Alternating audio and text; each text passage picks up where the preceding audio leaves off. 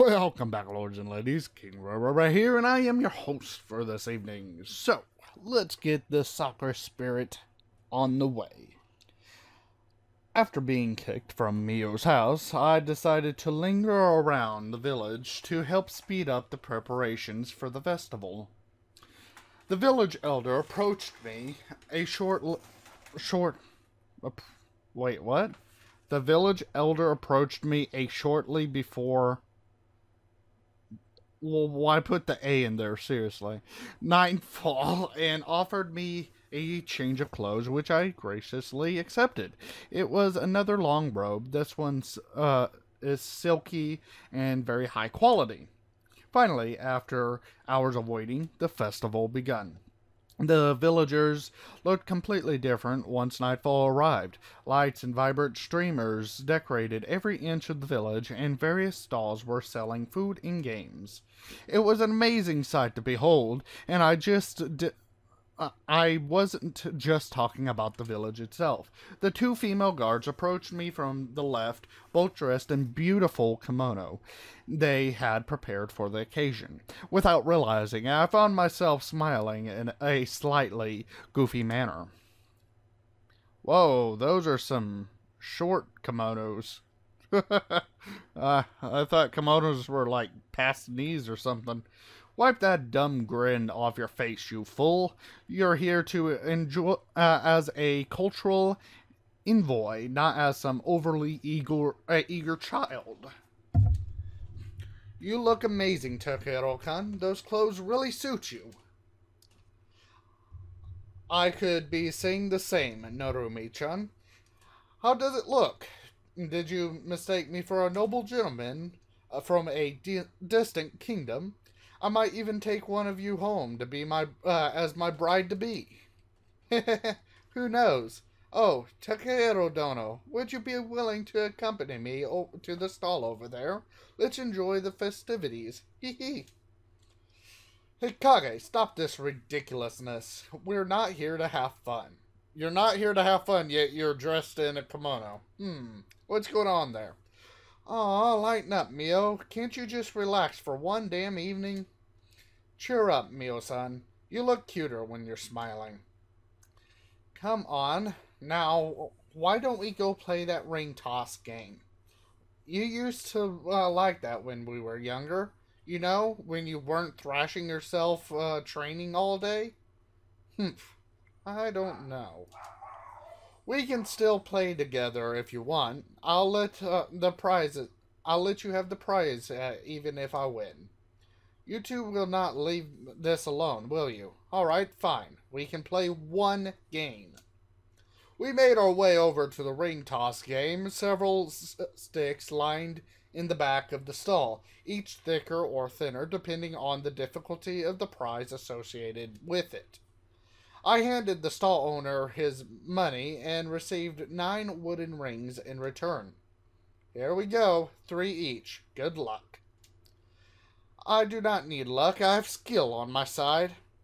10 minutes later, we were still at the stall. Narumi had won a ticket for a free snack at the nearby stall, and I had won a little candy, which I initially offered to Mio, who flat out refused to eat it.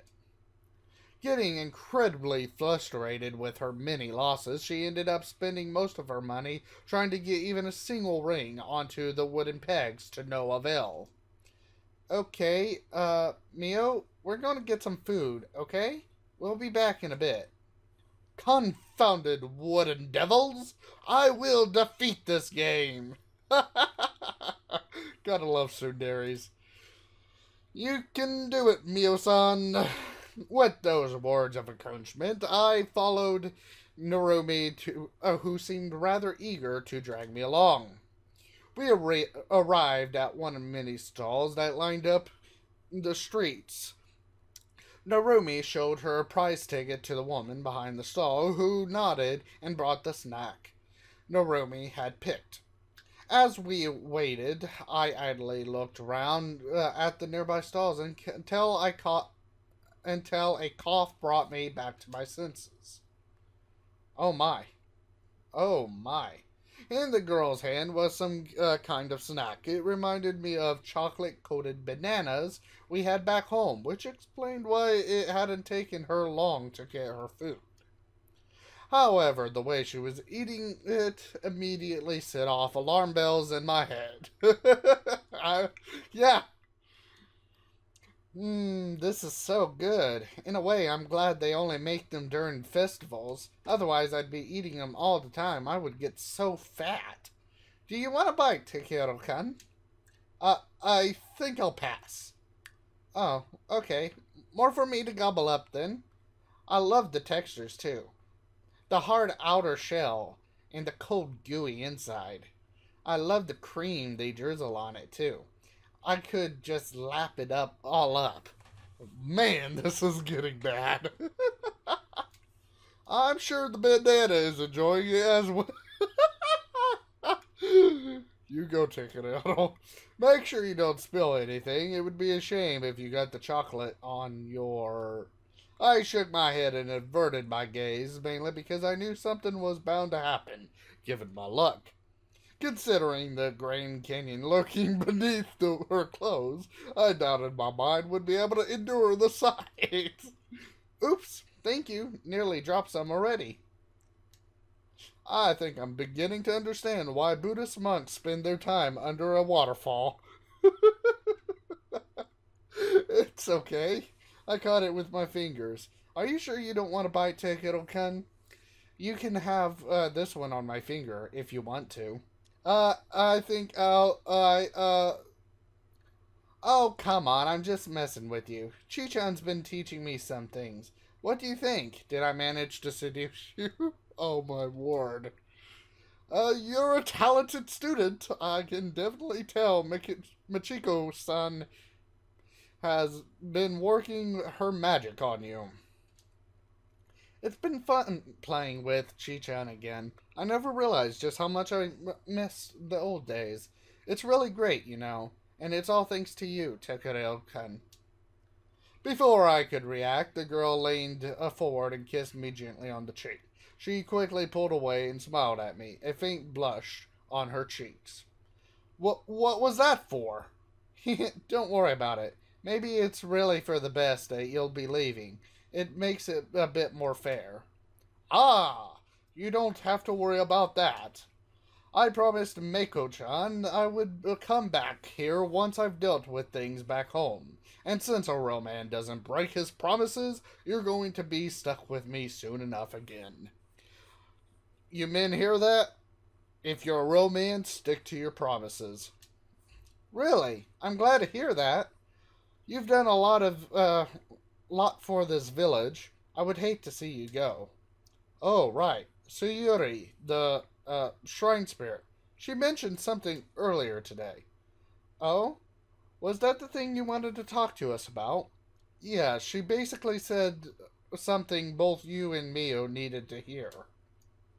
However, before I could continue, it appeared I had been too late. Mio had finally caught up with us, depressed and angry with herself for spending almost a month's worth of wages on a silly game.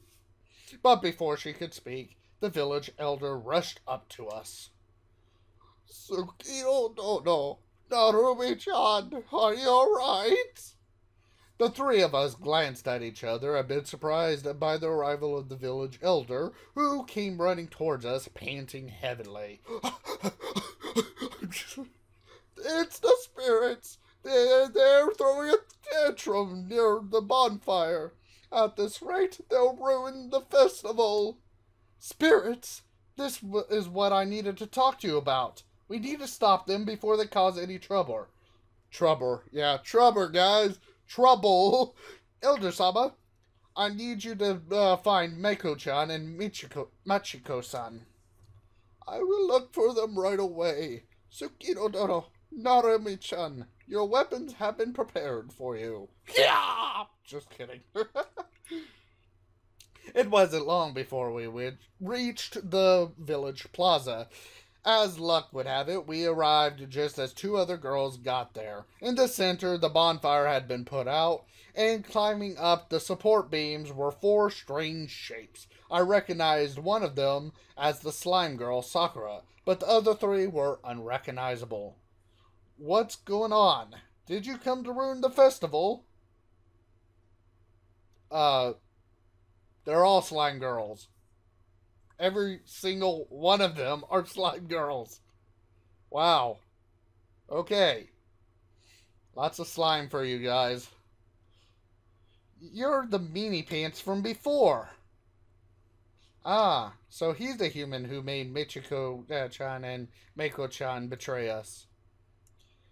It's their own fault. That's right. Those wicked humans didn't invite us to their party. That was really mean of them. Oh, there's all the girls. We did not betray anyone. No one's causing trouble. The ones causing trouble are you four. We are simply trying to get along with the humans, to work together. All you ever do is cause trouble. You were not invited because you could not be trusted. You have ruined our bonfire, terrorized our people, and upset the proceedings. All because you felt you had been snubbed. All because of your own actions. You have no one to blame but yourselves. Ah, it's the monkey girl with the sharp stick. Humph, look who's talking. It's the slime girl with the stupid face. That's could have been better. But I applaud you for the effort, Mio-chan. Nice work. Mako-chan, do you remember the spell we found the other day? The one in your book? I think so. The one that I did before? No, it worries me that I know exactly what the girl is referring to. Sorry, guys. Do you think you can do both of them? I know it's difficult, but I believe in you. I know you can do it. Yeah, go, Mako-chan. Do you really think I'll fall for the same trick? Ha! Sisters, we should show them why we are undefeated. As the sisters darted towards towards us, Mako unleashed her first spell. The glowing light billowed up from her hands and shot forward. The spell struck the yellow girl on the head, but seemed to have no effect. As they got closer, Sakura shifted to the front, and the twin blades of Narumi and Mio struck, slicing through her body without any effort. Oh, darn it. Back. Boop. There we go. I managed to duck as a large ball of pink slime shot past me. Talking about pink slime, I kind of want to play some Minecraft modded. As soon as I was back on my feet, I barged into one of the other girl slime. What? Okay. Surprisingly enough, she turned out to have quite a lot of mass. Ha ha ha! Magic can't hurt Suki, and physical attacks can't hurt me. We are completely undefeatable. Surrender your village to us, and we might just let you all keep living here as our toys. This is bad. Not yet. Mako, use the other spell, now! The girl nodded and began to cast her spell, stepping in front of Michiko, who seemed to be preparing something of her own, staff in hand. I found it a bit strange. I didn't recall seeing any staff lying around, and she usually doesn't carry any with her. But for whatever reason, she had access to it now. But it won't work. It'll just... Trust me, Mako-chan. I wouldn't ask you to do something like this if I wasn't sure it would work. As Sakura kept the two female guards busy, the two other slime girls began taunting us, throwing discarded fruit in our direction. Ha! I leapt towards the yellow. Which one's yellow? I don't see yellow. Is there supposed to be a yellow I haven't seen? Slamming into her at full speed and managed to knock her over. The girl let out a surprised yelp and watched in horror as Mako's spell soared past her, hitting Sakura in the back. A high-pitched scream from the pink slime girl. That hurts! How did you do that, Takani? Yeah, how'd you push her over? Our blades won't even make a scratch. Remember what she said? She's only immune to physical attacks. The others can be hit and cut just fine. And that is obviously, absolutely perfect for what I have right here. A special present from the guardian of the shrine herself. Takakan, Narutan, Miyo-san, hold them tight. Working as one, we nodded and charged towards the remaining slime girls. Mako and Sakura in the grasp of her spell. And the pink girl could barely move thanks to her power. The slime girls had clearly not been expecting us to fight back, and with barely any resistance, we soon had each girl restrained. I hope you girls aren't claustrophobic. It's going to get a little tight. One by one, Michiko brought each slime girl a glass jar, and one by one she opened them, pressed them to the girls' stomachs. The jar started to pull at them, slowly drawing them inside the container, trapping what appeared to be a tiny version of each girl within each jar. Michiko quickly pushed the lids back onto each jar, displaying them proudly to the cheers of nearby villages. Thank goodness you were around, Michiko-san, and you, Mako-chan. You have our gratitude. No, my sisters! What have you done to them? Why are you so intent on ruining all our fun? Sakura, take a moment to look around you. Look at the destruction. Take the damage. How could this possibly be fun? Terrorizing people, scaring them, and destroying what they have worked hard for?